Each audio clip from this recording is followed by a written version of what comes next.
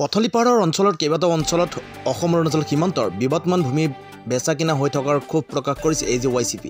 লখিমপুৰ জিলাৰ পথলিপাৰ অঞ্চলৰ কাছমাৰী বিলকে ধৰি অসম অৰুণাচল সীমান্তৰ বিবাদমান অঞ্চলৰ একাংশ ভূমি লাখ লাখ টকাত বেচা কিনা হৈ আছে। যেটো অসম অৰুণাচল সীমান্ত অঞ্চলৰ বিবাদমান ভূমি বিক্ৰী কৰি থকাৰ পাছতো লখিমপুৰ জিলা প্ৰশাসনে কোনো ব্যৱস্থা গ্ৰহণ নকৰাৰ বাবে অসম জাতীয়তাবাদী যুৱ ছাত্ৰ পৰিষদ খেৰাজঘাট আঞ্চলিক সমিতিয়ে ক্ষোভ প্ৰকাশ কৰিছে। নাৰায়ণপুৰ ৰাজহ চক্ৰৰ অন্তৰ্গত পথলিপাৰ অঞ্চলৰ সীমান্তত অৱস্থিত বহুহেক্টৰ বিবাদমান ভূমি একাংশ ধুৰন্ধৰে অৰুণাচলিক বিঘাই বিঘাই প্ৰতি লাখ লাখ টকাত বিক্ৰী কৰি থকাৰ তথ্য লাভ কৰিছে AJYCP। শেহতীয়াকৈ চিমেণ্ট ফেক্টৰী সমীপৰ পাহাৰৰ কেইবা বিঘা মাটি এজন অৰুণাচলিক বিক্ৰী কৰাৰ ব্যৱস্থা কৰিছে বুলি অসম জাতীয়তাবাদী যুৱ ছাত্ৰ পৰিষদৰ খেৰাজঘাট আঞ্চলিক সমিতিৰ সভাপতি সম্পাদক ক্ৰমে দিব্যজ্যোতি বড়ো আৰু বিদ্যুৎ দলে আৰু জিলা সমিতিৰ বসন্ত দত্তই জানিবলৈ দিছে। একাংশ ধুৰন্ধৰ সীমান্ত দুষ্কৃতিকাৰীয়ে ধনৰ লোভত অৰুণাচলিক অসমৰ অথবা বিবাদমান ভূমিসমূহ এদৰে বিক্ৰী কৰি থকা কাৰ্য অতি সোনকালে বন্ধ কৰিবলৈ দাবী জনাইছে।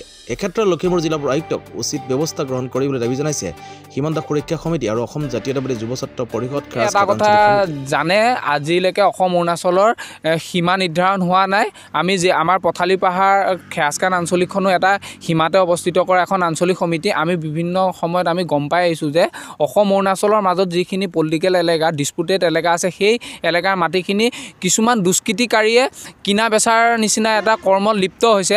আমি সকীয়াই দিছোঁ, অসম জাতীয়তাবাদী যুৱ ছাত্ৰৰ তৰফৰ পৰা এটা কথা সকীয়াই দিছোঁ যে সীমান্ত অঞ্চলত মাটি কিনা বেচা কৰি অসমৰ যি ভূপৃষ্ঠ আছে সেইখিনি হতাই অনা মানে কমাই অনাত আপোনালোকে হাত উজান নিদিব। আৰু আমি নাৰায়ণপুৰ চক্ৰ বিষয়াকো অনুৰোধ জনাইছোঁ, আপুনি যি কিনা বেচা কাম চলি আছে ইয়াৰ ওপৰত আপোনালোকেও এটা ব্যৱস্থা লওক। অসমেই হওক অৰুণাচলেই হওক, যোন দুৰ্বৃত্তকাৰীয়ে ইয়াৰ সীমাত মাটি কিনা বেচা কৰি পেলাই কিছুমান আগভাগ লৈছে আৰু কিছুমান অপ্ৰীতিকৰ পৰিস্থিতি মানে সৃষ্টি কৰাৰ উকমুকনি যি জাগিছে, দুইখন হেৰিৰ ওপৰত দুইখন ষ্টেটৰ লগত মানে কাজিয়া পচাল হোৱাৰ কিছুমান সম্ভাৱনা আমি দেখা পাইছোঁ মাটি কিনা বেচাৰ কাৰণে। কিন্তু এই অপ্ৰীতিকৰ পৰিস্থিতিৰ পৰা আপোনালোক বিৰত থাকক, আপোনালোকক সকীয়াই দিছোঁ। অনাগত দিনত আপোনালোকৰ তথ্য ভিত্তিৰ প্ৰমাণ সহকাৰে আমি আন্দোলনৰ কাৰ্যসূচী ল'বলৈ বাধ্য হ'ম। এইখন বিজয় পুখুৰী পাৰৰ যিখন পাহাৰ, এই পাহাৰটো বৰ্তমান কিনা বেচা হৈছে বোলে। আমি শুনিছোঁহে, আমি দেখা নাই। গতিকে এই পাহাৰখন যদিহে কিনা বেচা হৈছে, গতিকে তাত বিক্ৰী কৰা আৰু কিনা মানুহবিলাকক ধৰিবৰ কাৰণে চৰকাৰৰ ওপৰত আমি আহ্বান জনাইছোঁ।